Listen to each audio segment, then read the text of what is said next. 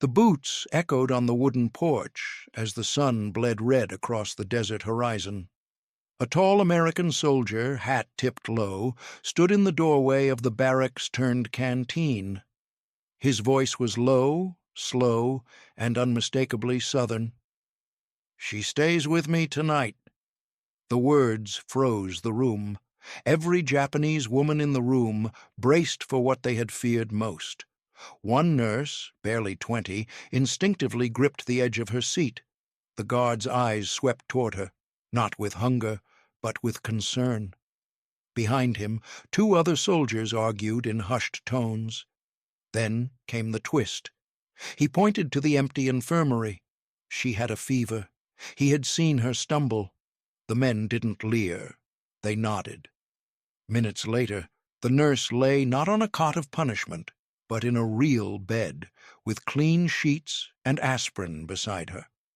The door clicked shut. Outside, a harmonica played. The war had prepared her for monsters. What she saw instead would change everything. The train that carried them across the American Southwest clattered over rust-colored earth and through valleys so wide they felt like entire oceans of silence. Inside the boxcar, the young nurse sat with her knees pulled up, hands folded tight over her stomach. Her uniform was stained and wrinkled, her eyes hollow from weeks of fear and starvation. All around her, the other women, nurses, clerks, signal corps auxiliaries, sat in silence, waiting for the nightmare to begin.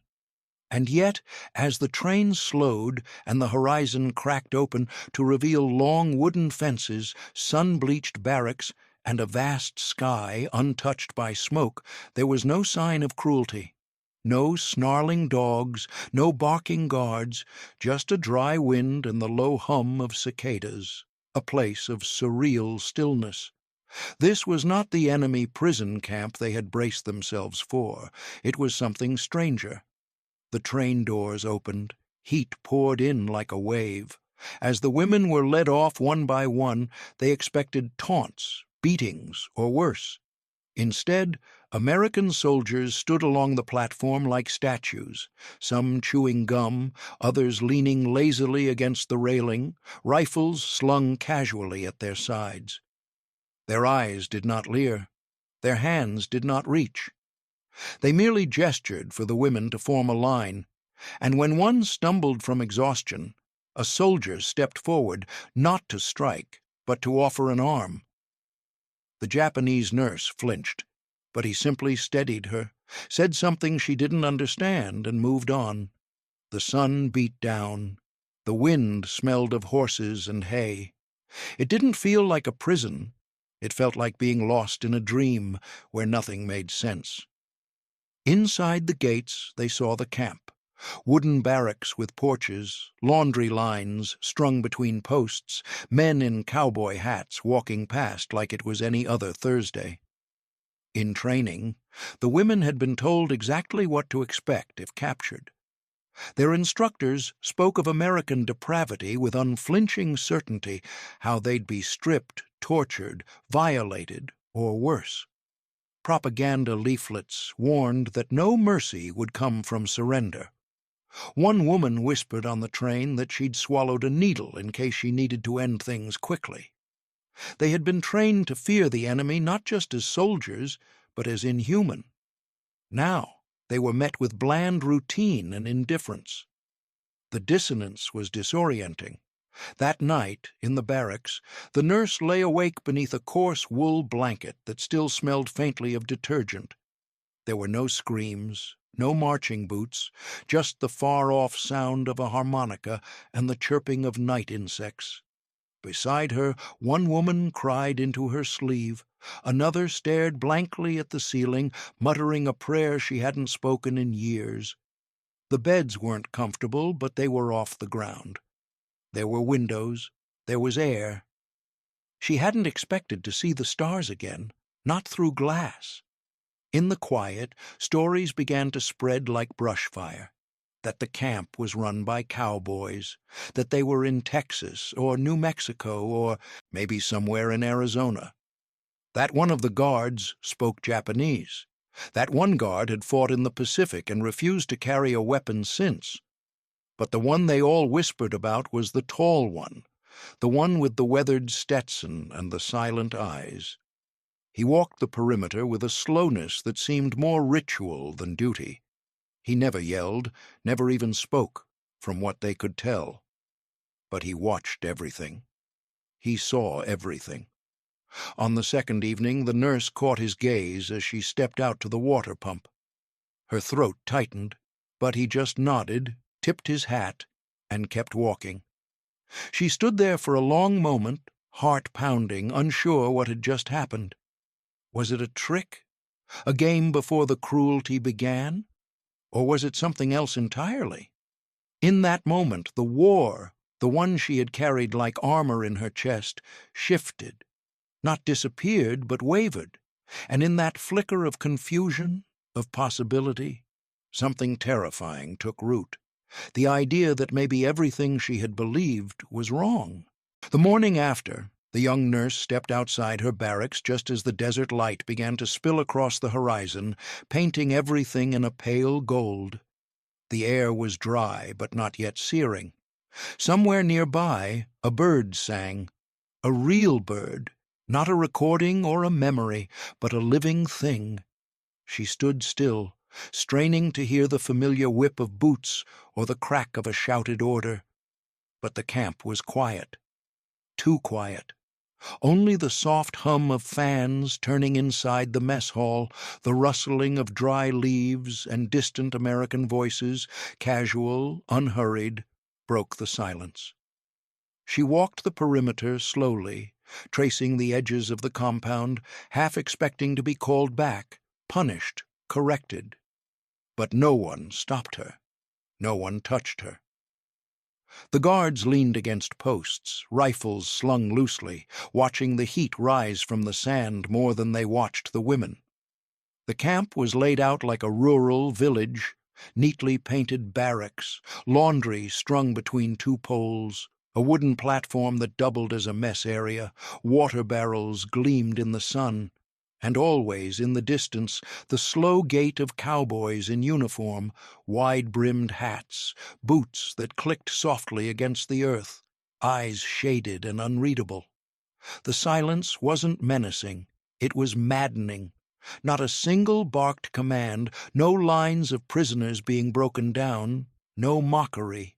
Just the rhythm of life, as if war had never reached this patch of land. And that absence of chaos, of pain, was its own kind of violence. The women didn't speak much. They moved as though in a trance, wary of invisible traps. That afternoon, one of the women from the nurses' group returned from the canteen holding something small and square in her palm. It was a chocolate, wrapped in foil. She didn't eat it. She hid it, quickly, slipping it beneath her blouse like contraband. Later, others did the same, taking bread rolls, small coins, even soap bars, and tucking them away like stolen treasure. Not out of greed, but out of disbelief. Surely this would end. Surely it was a test. The kindness would snap, the food would be taken back, and the punishment would be worse for having trusted it. That night, another woman sobbed quietly beneath her blanket, muffling the sound with a pillow. No one comforted her. To cry was a dangerous indulgence, a breach in the armor. Yet the tears came anyway. And in the dark, some lay awake not fearing pain, but fearing peace. The silence was not just in the air. It grew inside them. Until one day, it was broken. It happened during a routine walk to the infirmary, where the nurse had been sent to check on a sick prisoner. The tall cowboy guard, him, stood by the porch post, arms crossed, hat tilted low. She avoided his eyes, as always, but this time he stepped forward, slowly. No threat in his movement, no speed, just intention. He reached into the breast pocket of his uniform and held out a small folded slip of paper. Her hands trembled as she took it. The others watched from the doorway, breath caught, But the guard didn't speak. He only nodded once and walked away. Inside the infirmary, she opened the note with shaking fingers. It was blank. No message, no name, no command, just empty whiteness on a square of rough American paper. She stared at it for minutes, heart pounding like she'd uncovered a secret she couldn't decode. Was it a joke? A warning? A gesture of pity? Or a mirror reflecting nothing back because no one had ever asked what she truly felt? She folded it again, slipped it into her uniform pocket, said nothing. But that night, she didn't sleep. Not from fear, but from the unbearable mystery of it all. There was a war inside her now, and silence was its battlefield. The next morning, the smell reached them before anything else. It drifted through the camp like a whisper, warm and sweet and unfamiliar. It was not rice, not fish, not soup. It was something thick, earthy, and almost sugary. The prisoners emerged from their barracks slowly, cautious as always, but the scent followed them, sticking to their clothes, curling beneath the sun-bleached eaves.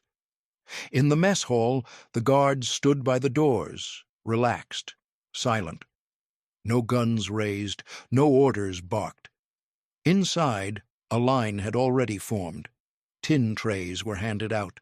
Steam rose in soft coils from large steel vats behind the counter. And when the nurse stepped forward, the cook, a round-faced American with a stained apron, ladled a heaping scoop of sticky, dark orange beans onto her tray. They sat beside a slice of cornbread, a square of butter, and, unthinkably, a wedge of something red and glossy. A tomato. She blinked, sure she had imagined it.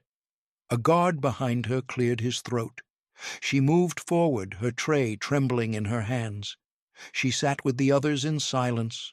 Rows of wooden benches, benches made for discipline, not comfort. Around her, no one spoke.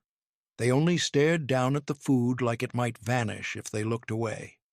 She took the spoon in her hand, dipped it into the beans, raised it to her mouth. The sweetness struck first. Molasses, maybe. Then salt, deep and rich, tangled with a kind of smoky warmth that wrapped around her tongue and tugged something loose in her memory. Fat, sugar, heat. The texture was soft but thick, dense enough to fill the cracks in her ribs. Her body reacted before her mind could resist. Her eyes watered, not from spice, not from pain, but from something deeper. She swallowed. Her breath caught. Then she took another bite. Across the table, a woman wept openly. Her face bent toward her tray, shoulders shaking. Another froze with her spoon halfway to her lips, eyes wide with disbelief. The shame came hard and fast. To take pleasure in the food of your enemy was more than disloyal. It was a betrayal of every corpse, every starving brother, every lie you'd whispered to survive. And yet, the warmth filled her anyway. She ate slowly, dragging the moment out, tasting every bite as though it might be the last. When she reached the cornbread, she hesitated. It was soft, sweet, crumbly in a way no ration bread ever was. She broke off a piece, dipped it into the beans, and placed it gently in her mouth. Her jaw stopped moving. Her eyes blurred. Somewhere inside her, something fractured. No one talked, but something had changed. The act of eating, so ordinary, had become sacrilege. They were not just consuming food, they were consuming the idea that the enemy could care for them, that the enemy wanted them alive. It was worse than cruelty. It was intolerable kindness. Back home, her mother had once boiled tree bark to stretch a meal. Her brothers had grown thinner by the month. She remembered black markets where a boiled potato cost more than her monthly pay. And yet here, inside the wire, the Americans handed them sugar and butter and meat without hesitation, as if it meant nothing, as if they deserved it. After the meal, she sat alone outside the mess hall, sunlight glaring off her tray. The beans were gone. The tomato, too. Only the butter remained, melting in the corner. She stared at it, her stomach full and her mind sick. Not from illness, from the unbearable fact that she had eaten better in the hands of her captors than in the arms of her own nation. The real punishment had arrived, and it came in the form of mercy. That night the wind changed. It rolled in cooler than usual, pulling long fingers of dusk across the desert sky, tinting the camp in soft hues of lavender and orange. The nurse sat on the edge of her bunk, arms wrapped around her knees, watching the last light spill between the slats of the barracks wall. Her stomach was still full from the meal, a strange, confusing fullness, but her mind had not settled. Sleep felt like something she no longer deserved. She was a prisoner, yet cared for, an enemy, yet fed. And then, just as silence began to drape itself over the camp, it happened. A single note, high, wavering, metallic. Not an alarm, not a call. A sound she hadn't heard in years. Longer, maybe. It came from somewhere beyond the main barracks, drifting through the still air like a breath held too long. Another note followed, and then another. A melody, thin at first, unsteady. Then it deepened, became slow and aching, like something remembered from a dream. It was a harmonica. The nurse froze. She was not alone. Others in the bunk had lifted their heads too, caught in the same invisible web. No one spoke. The notes wound their way through the dusty corridors of the camp, unfurling not commands or signals, but something far more dangerous, beauty. It wasn't a military tune, no patriotic anthem, no triumphant brass. Just something soft and human. The kind of melody that might have played from a porch at sunset, with no war on the horizon. The kind of music made not to command, but to comfort. And in that moment, the nurse felt something unravel inside her. Not fear, but longing. A longing so old it had no words. Her throat tightened. Her fingers gripped the edge of her blanket. She hadn't heard music since the war began. Not real music. Back home, the streets had been filled with marching songs, radio broadcasts saturated with national pride and war cries. But before that, before uniforms and drills and the bite of discipline, there had been lullabies. Her mother had sung them while hanging laundry in the garden. Soft, unimportant tunes that made no demands. She had forgotten them until now. The harmonica wove through the silence like a thread pulled through cloth. No lyrics, no performance, just the pure sound of someone alone, playing because they wanted to, not because anyone asked them to. The nurse leaned back slowly, resting her head against the wall. She didn't know who played, but she knew it wasn't for them. That made it worse. Or maybe better. Outside, some of the women stepped onto the porches, eyes scanning the compound for the source. And then they saw him, the cowboy guard, the one with the hat always pulled low, the one who never raised his voice. He sat on an overturned crate near the wire fence, facing away from them, hat tilted toward the stars, harmonica to his mouth. He played slowly, not noticing or not caring that he had an audience.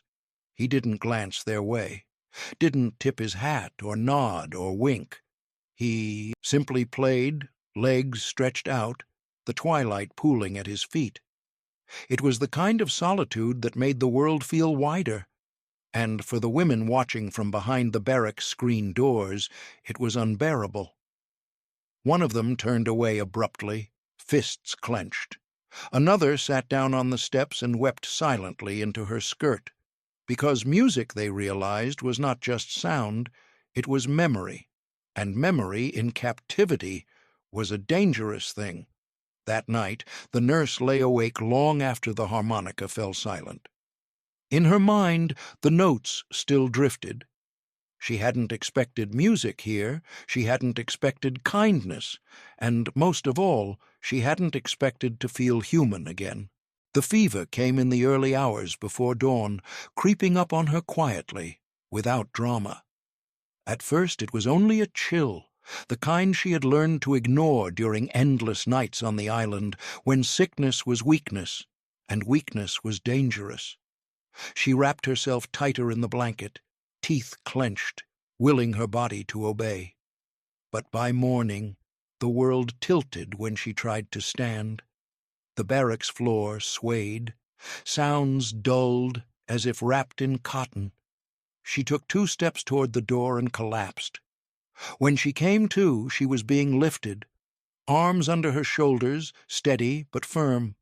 She smelled leather and dust and something faintly sweet, like tobacco. Her eyes fluttered open just long enough to see the brim of a hat above her, shadowing a pair of focused eyes. The cowboy guard. His jaw was set, not with anger, but with decision. Another guard trailed behind them, younger, clearly uneasy. "She's burning up," the younger one muttered.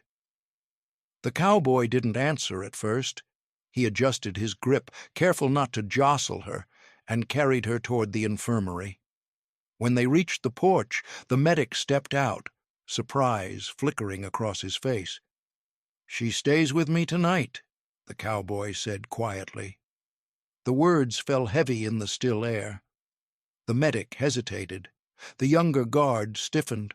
This was not procedure. This was not written anywhere. A Japanese woman, alone, under the watch of a single American guard.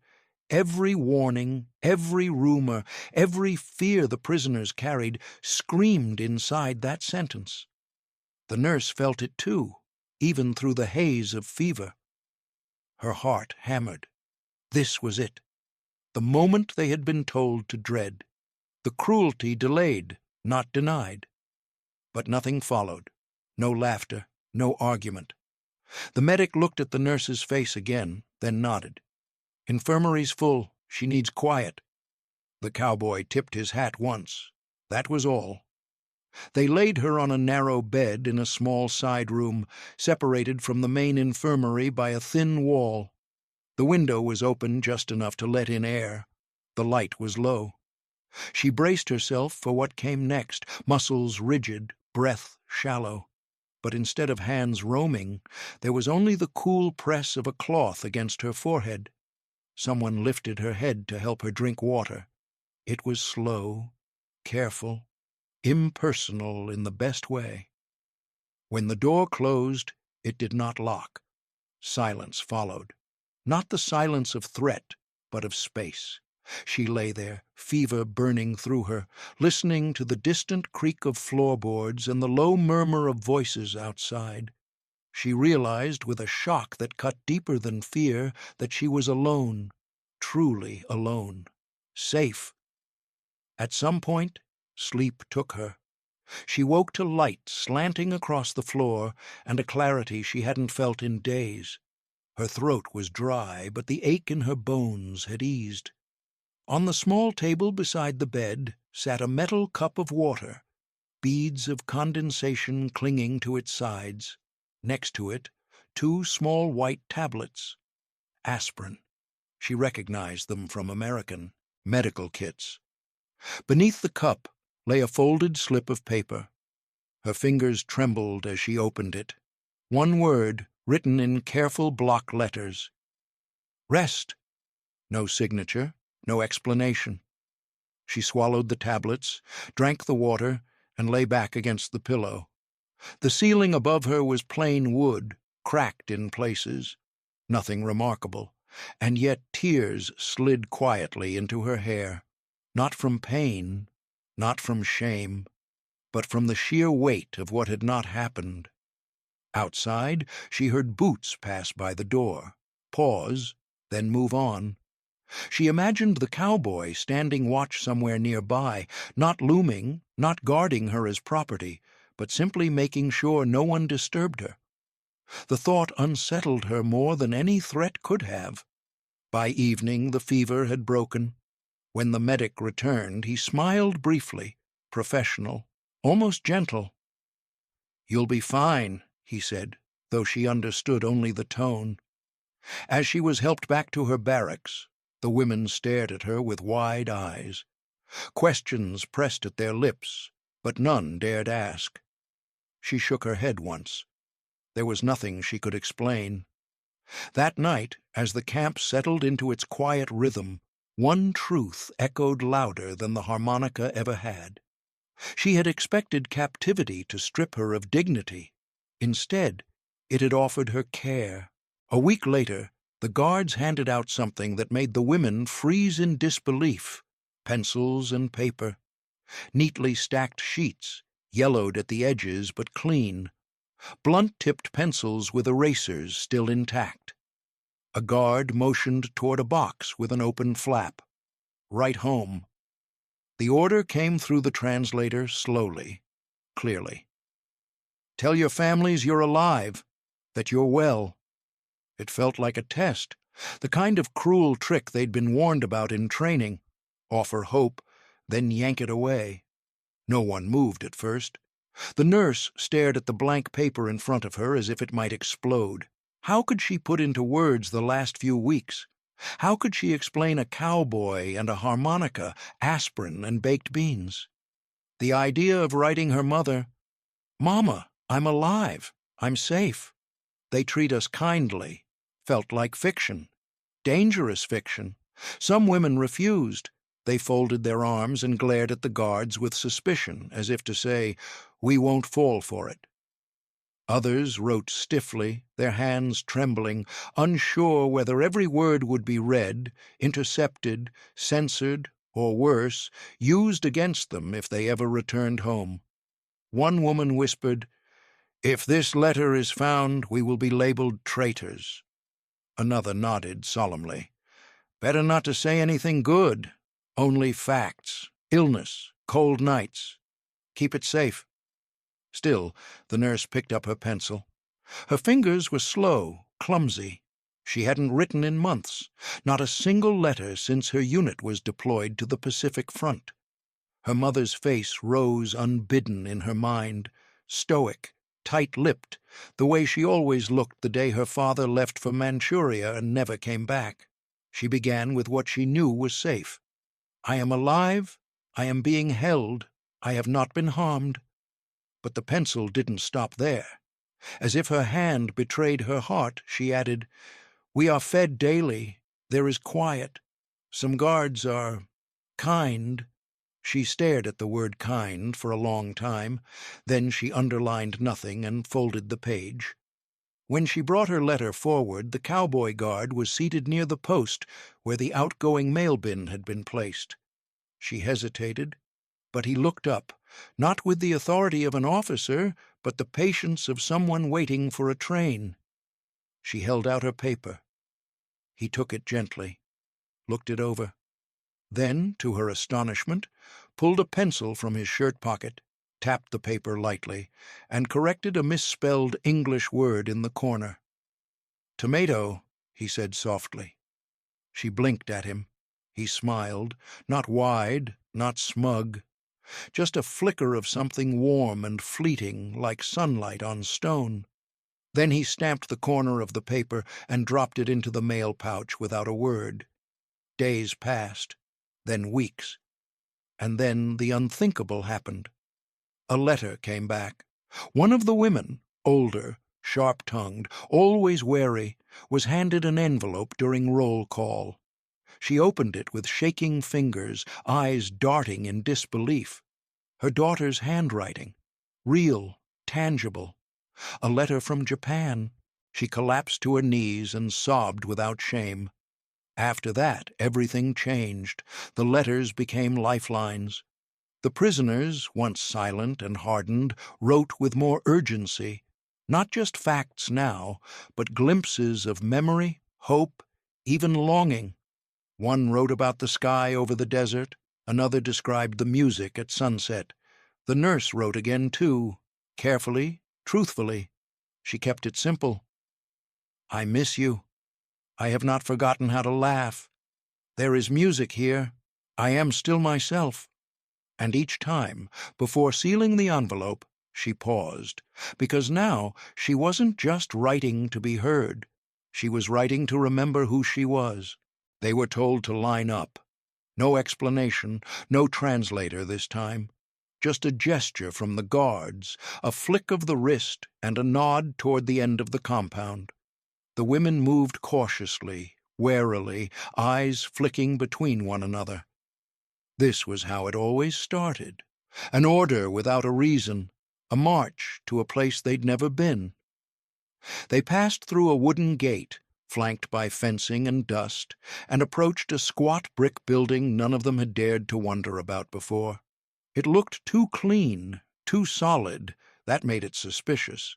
Inside it was dim and echoing, walls lined with tile.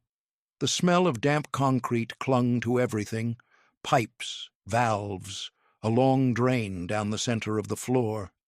One woman whispered, "It's a punishment block." Another muttered, "They gas you before they kill you." The words weren't based on fact. They were fed by fear, fed by the stories they'd heard from other prisoners, from scattered survivors and radio broadcasts distorted by distance and trauma. The door shut behind them. But then a soft click, a hiss, and the water began to fall, not from buckets, not from hoses, but from actual overhead pipes, warm, steady, gentle. For a second, no one moved, and then one of the women let out a gasp, not of pain, of disbelief. She stepped under the stream fully, and a shudder passed through her. The water didn't sting, it soothed. Slowly the others followed. They stood there, fully clothed at first, stunned into stillness. The guards outside hadn't shouted. No one barked orders. There were no whips, no belts, just a pile of folded towels stacked near the entrance and a crate with small wrapped bars sitting beside them. Soap. Real soap. The nurse stepped into the stream last. She peeled off her uniform top with slow fingers, each movement an act of disbelief. The water hit her collarbone and ran down her back in rivulets, loosening the knots that had stiffened her muscles for weeks. She brought her hands to her face and let the warmth press into her closed eyes. Then, carefully, she unwrapped the soap. It was floral. She wept. It wasn't a loud weeping, just tears carried off by water and silence. And she wasn't the only one. Around her the women washed. They scrubbed their arms, their faces, their feet. Some laughed, short, broken sounds that didn't know where to land. One sang under her breath, a tune with no words, a childhood rhythm lost to war. For 20 minutes, there was no nationality, no uniform, no shame, just women, clean, alive. When the water slowed and finally stopped, they wrapped themselves in towels and waited, still uncertain, still half-braced for the catch. But outside, there was only the sun again, and waiting near the edge of the walkway, leaning against the post with the same stillness he always carried, stood the cowboy, the same one. Hat low, arms crossed, his boots were dusty, his eyes unreadable. But in his hand was something strange, another bar of soap. He stepped forward. When he saw her, held it out with a small nod. No words, no flourish, just a gesture. She took it. Not because she needed it, she was already clean, but because it meant something unspoken, a permission to be human. As they returned to the barracks, the mood had shifted. The women no longer looked over their shoulders. Their hands didn't tremble. And that night, when the nurse folded the soap into a cloth and placed it beside her cot, she did so with a kind of reverence she hadn't known she still possessed. Because to feel clean again was not just a gift, it was the beginning of forgiveness. The blackboard had been rolled into the mess hall. At first, it didn't seem like anything unusual. Another inspection, maybe. A rule change. But then came the chairs, the chalk, and a young American soldier with a warm, nervous smile and a stack of notebooks tucked under his arm. He didn't carry a rifle, just words. The women stared in silence. A translator appeared beside him and made the announcement. "You are invited to learn English." Some of the women laughed, dry, cynical, and bitter. Others narrowed their eyes. This was too far, too bold. It wasn't just strange, it was offensive. Learn the language of the enemy? Understand the words of the ones who dropped bombs on their cities and sent their fathers to the front? For many, it felt like betrayal, but a few sat down, not out of curiosity, but out of something stranger, a hunger. The nurse sat in the back, arms crossed, face unreadable. She didn't take a notebook, just listened. The first word written on the board was freedom. She blinked at it. The word itself was soft, curved. It didn't match the harsh bark of commands she remembered from her officer training or the cold bureaucratic lingo from her camp intake forms. It was different, almost gentle. The young soldier, no older than her youngest brother, said the word slowly, pointing to his chest. "Freedom," he repeated. Then he stepped back and motioned for them to try. No one moved. Then one woman, one of the older prisoners, quiet but respected, spoke. "Furi damu." Her voice cracked. The word came out awkward, unsure, but it wasn't mocked. It was met with a nod, a smile, and for some reason that broke the spell. A few others repeated it. One whispered it to herself like a prayer. The nurse didn't, not yet, but the word sank deep. That night she lay awake remembering a propaganda poster from home. A monstrous American caricature, wide-mouthed, bloody-fingered, holding a burning book labeled Purity. She had believed it. Of course she had. Everyone had. To question it was to invite punishment. But now the image faltered. It cracked like porcelain. Because the Americans here weren't monsters. They were farmers, musicians, teachers. They handed out pencils and aspirin. They said please when they gave orders. And they offered words like freedom with chalk instead of chains. The next day she sat closer. This time she picked up a pencil. They learned slowly, painfully. The grammar made no sense. The vowels tangled in their throats. But they tried, and somewhere between hello and thank you, something strange happened. The women started talking to each other again, not in English, in Japanese, but in a different tone, softer, less guarded. They laughed when they mispronounced something. They helped each other sound out words. Then came the word home. The soldier wrote it carefully on the board, turned, and spoke it gently. Home. The nurse stared at the letters until they blurred. Home. She hadn't spoken of home in months. Not aloud, not even in her letters. Home was a shrine now, a fragile ghost, a place that might no longer exist. When the soldier asked them to write a sentence with the word, she gripped her pencil tightly. Her hand trembled. She wrote, "I hope to go home," then quickly erased it. Others hesitated too. The word had weight. It didn't just mean a house or a place. It meant before war, before hunger, before the camp. Some left their sentences unfinished. Others wrote things they didn't dare read aloud. That day, the nurse stayed behind after class. She walked up to the chalkboard, eyes on the faded word still scrawled there. The cowboy was leaning against the far wall, as always, watching, silent. She didn't speak, but her hand moved slowly to the board, erased the word home, and wrote a new one. Still. She looked at him, then left the room. Enjoying this story? Like the video and leave a comment below telling us where you're watching from. We'd love to hear your thoughts. The next morning, he was waiting. Not at the classroom, not by the mess hall, but by the gate leading to the laundry building. The same dusty hat, the same silence.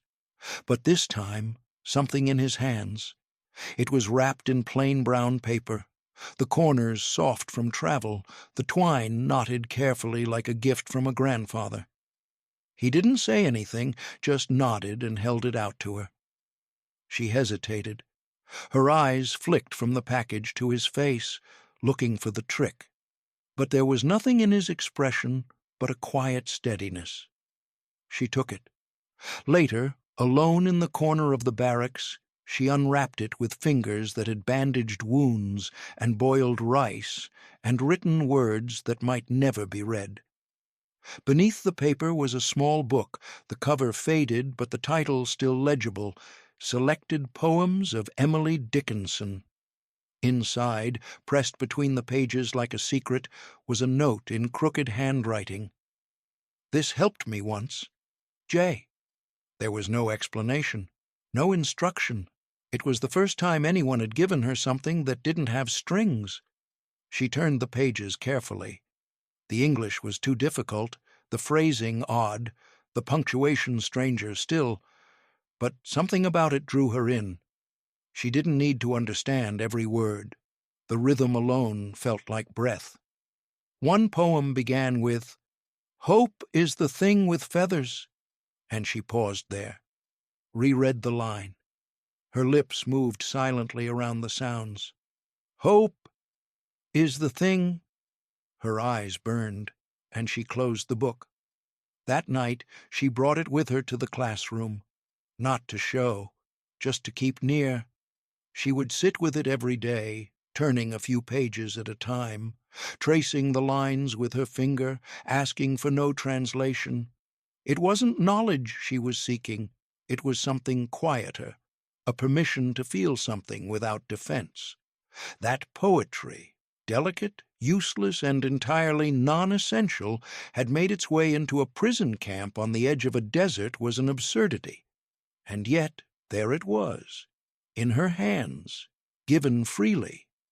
The other women began to notice.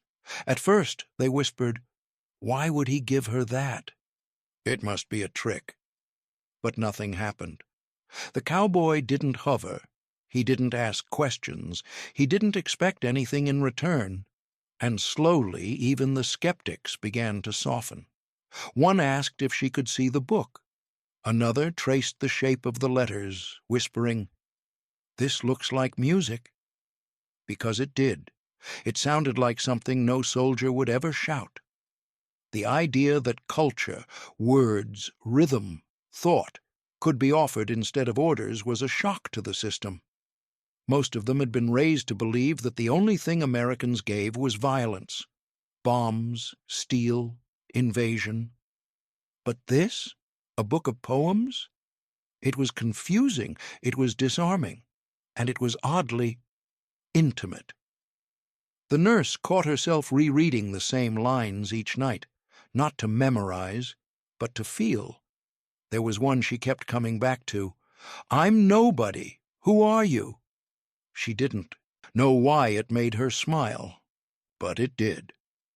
When she next saw the cowboy by the fence, she almost spoke. Almost. But instead, she held up the book in both hands. He nodded once, like a man acknowledging the weather, then tipped his hat and walked away. She didn't know where Texas was. She didn't know if Dickinson was famous or forgotten.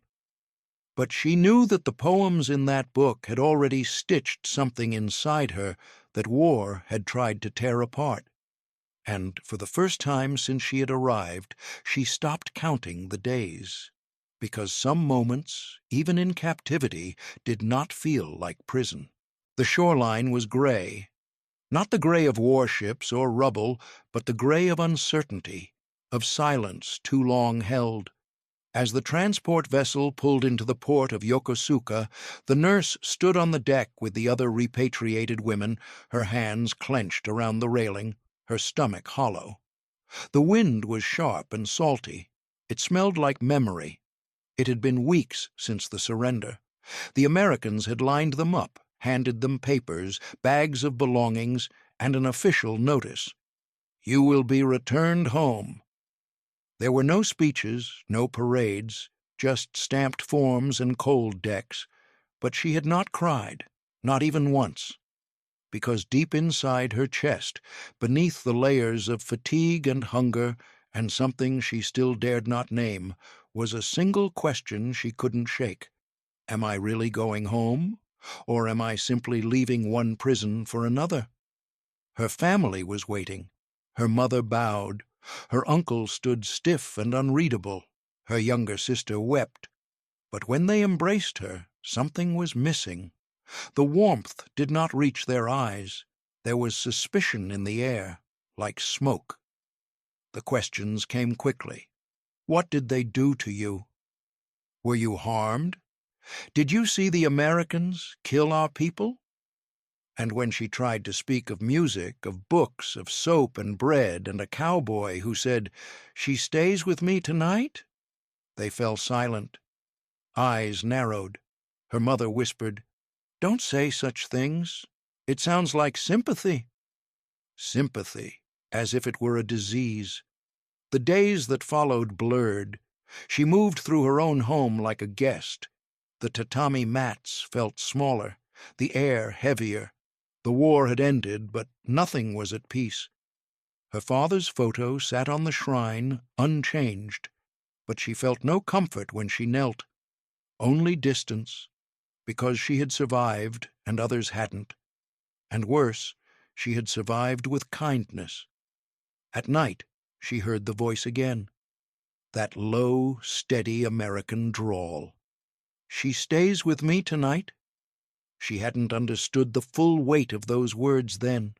Only later did she realize what they had meant, that he had stood between her and something dark, that he had given her not just safety, but dignity. And now, in a place that called itself home, she found herself missing him, missing the desert, the silence, the space to think, to feel. Here there were rules again, expectations. She was told to keep quiet, to burn her letters, to forget the English she had learned, but she didn't. At night, with the small poetry book hidden beneath her mattress, she whispered the lines aloud. "Hope is the thing with feathers." No one could take that from her. She began writing again, not to send, just to remember. She wrote about the barracks, the baked beans, the soap, the songs. She wrote about the moment she stood naked in the shower and did not feel shame. She wrote about the folded note that said, "Rest." She wrote about the cowboy who never asked for anything, yet gave more than most men ever did. And she wrote about the enemy, because that word, enemy, no longer meant what it once did. It wasn't about flags or uniforms or orders shouted across a battlefield. The real enemy was blindness, cruelty dressed as patriotism. The real enemy was forgetting. She never spoke publicly about her time in the camp, but years later, when asked by her grandchildren why she kept an old English book tucked in her trunk, she answered simply, "Because it taught me what war never could." And in her heart, she carried one truth, quiet and whole. Sometimes the people we're taught to fear are the ones who teach us how to live. If this story moved you, like this video, and leave a comment sharing where you're watching from. We'll keep telling the stories history tried to forget.